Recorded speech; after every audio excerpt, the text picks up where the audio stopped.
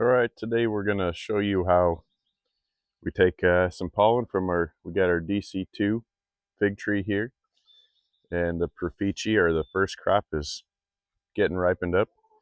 So we got a couple jars. We've mixed our pollen in water. We got a syringe we've got from the local farm store. You find this in the veterinary supply. So we've got them already pre-mixed, so I don't have to do that. This is a syringe. We got I want to say 20 gauge needle on this thing. The 18 gauge needle came with it, but try to get smaller to make it in the hole easier. And then we've got the water was clear, and when you mix it up, it gets kind of cloudy. So this will be our second time doing this, so we're by no means professional, but we'll take you through a little trip of doing it with us. So when we come up to these figs, this one's a little bit stiff. We want squishy, but not too squishy. And if you get too squishy, then it's way overripe. So this one's got some give to it. So we'll go ahead and pick that one and show you what that looks like.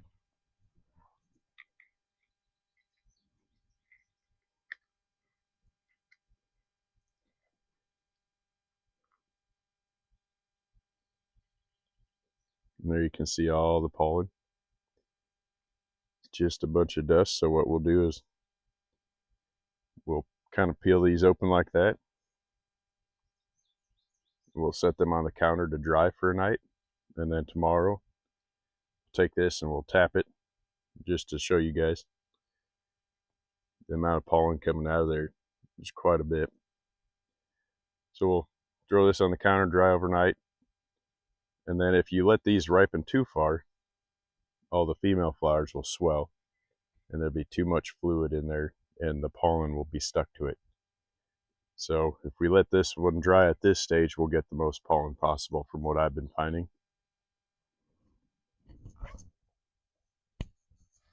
Then we just take that powder, we stick in here. I tried stirring it with a fork and it is hydrophobic pretty bad. So I took my hand like this and I shake it up. And then it mixes the best from what I've been finding.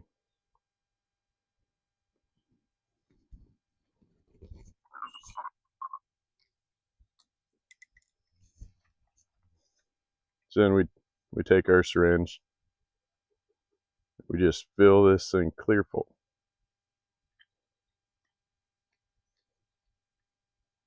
So now we got some fluid in there.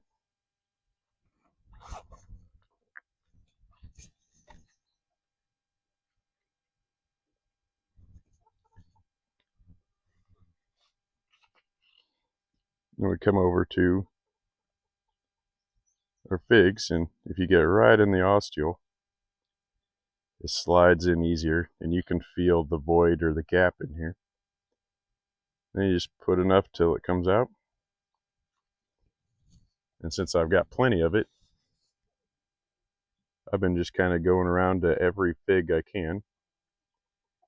And some of them are a little bit tougher to get in, so I've been avoiding those. Here we go. Get this one here.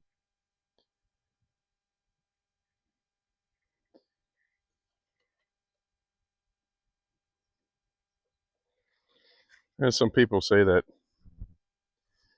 you can infect the fig, but we'll try it this way this year, see how it goes. I've marked some of these that I've done already.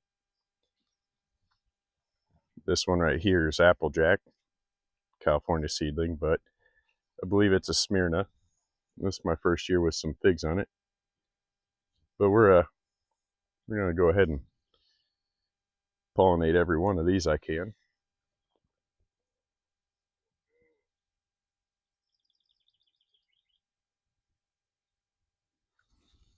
And we'll just work our way down the line.